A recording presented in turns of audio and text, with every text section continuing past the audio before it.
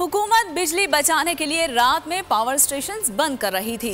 साबिक वजीर तवानाई हमाद अजहर का कहना है कि बैकअप प्लान न होने के बायस पूरा सिस्टम बैठ गया। उमर अयूब बोले, मान लिया सिस्टम में तकनीकी फॉल्ट आता है, हुकूमत ने रिकवर करने की कोशिश क्यों नहीं की? पावर स्टेशन बंद करने से कोई कंजर्वेटिव, इन्होंने रात के टाइम पावर स्टेशन बंद किए और जब इन्होंने दोबारा चलाए तो वो सडनली सिस्टम ऑनलाइन नहीं आ सका। कुछ बैकअप के ऊपर इन्होंने प्लान्स रखे नहीं हुए थे, तो 10,000 मेगावाट में से 750 मेगावाट रिस्टोर किया था, वो फिर वापस डाउन हो गया। हाइडल के अंदर भी प्रॉब्लम्स आने शुरू हो गए क्योंकि पहले से बैकअप प्लानिंग नहीं की गई थी। सो ये पूरा का पूरा जो निजाम था वो बैठ गया and the country has lost billions of dollar.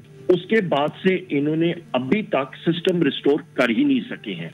Karachi electric इस वक्त 500 मेगावाट खुद अपने जराए से प्रोड्यूस कर रहे हैं। नेशनल ग्रिड से इस वक्त कराची इलेक्ट्रिक को नहीं मिल रहा है। तरबेला को इन्होंने 5 बार स्टार्ट देने की कोशिश की है, वो 5 बार नाकामयाब हुआ है। ये जल्दी में उजलत में काम कर रहे हैं, ये बार बार सिस्टम को बगैर सोचे समझे रीस्टार्ट कर रहे हैं और उसकी वजह से सिस्टम पूरे का पूरा बार बार ट्रिप हो रहा है। ये टोटल गफलत है।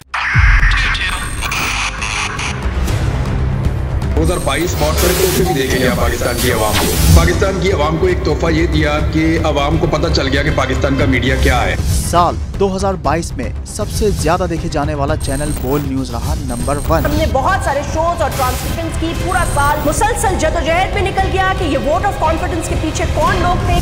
तोड़े रेटिंग के सभी रिकॉर्ड। सोशल मीडिया पर भी सबसे ज्यादा तेजी से 2.4 बिलियन व्यूज का संगे मील अबूर किया। एंकर्स को भी आवाम में सबसे ज्यादा मकबूलियत मिली और सोशल मीडिया पर भी बोल रहा सब पर भारी।